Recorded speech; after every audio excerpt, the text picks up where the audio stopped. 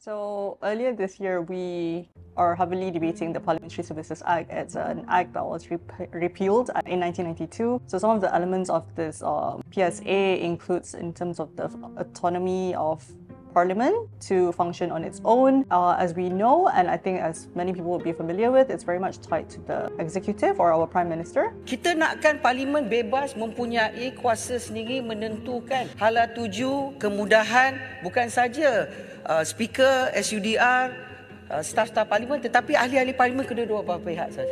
Semua dalam Dewan ni akan beri sokongan 222 undi, saya yakin.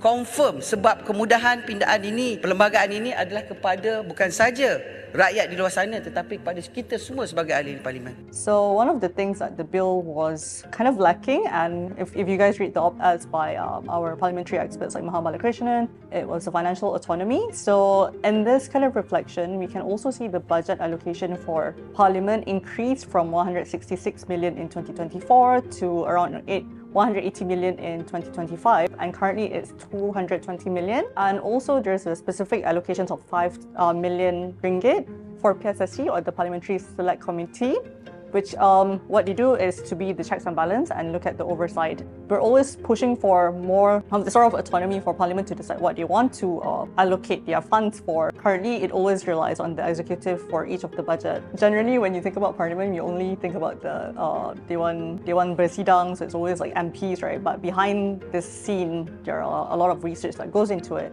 So Parliament staffs, people who are actually assigned to kind of curate the meetings, organize these things, and these days, in terms of staffing, it's still reliant on the executive funding.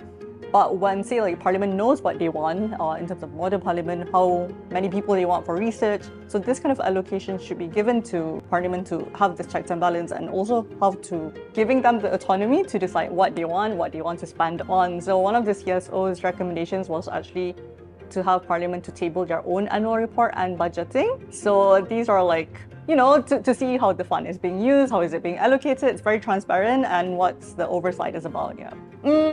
We always kind of hurrah at things that increases. That means there's a consideration that is being given in terms of, hey, we need more money for research, for staffing, for the kind of running of the Parliament itself. But like I said, it's also how do we move forward in terms of making sure the Parliament is actually an independent institution that is not always tied to the executive.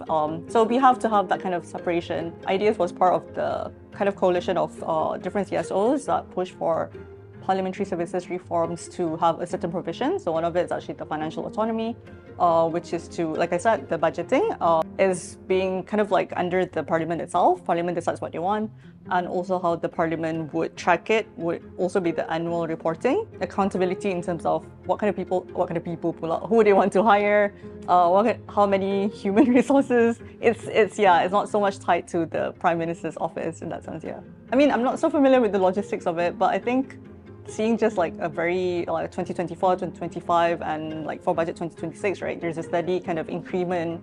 So they are recognizing there's a need for it to always be increased. There's always a need for funding to actually be more for the research staff, perhaps. I guess the other question is, yeah, like the push for financial autonomy, how is it being used? What kind of sector would need more of the funding, right? So staffing, or is it research? Is it just like the operations of it? So that's the other question as well.